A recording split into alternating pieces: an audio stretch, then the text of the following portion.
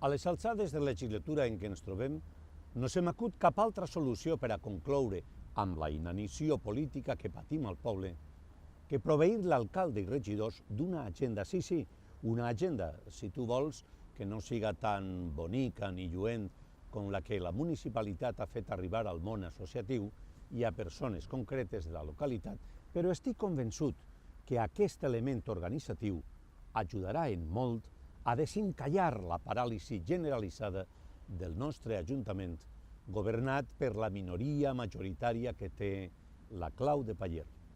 Sí, una agenda.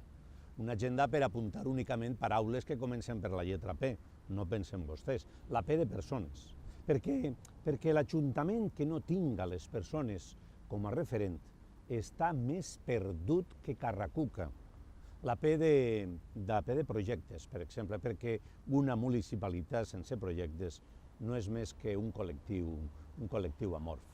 La P de pedagogia, per saber explicar les raons per les quals no es fa res o es fan ben poques coses al nostre poble.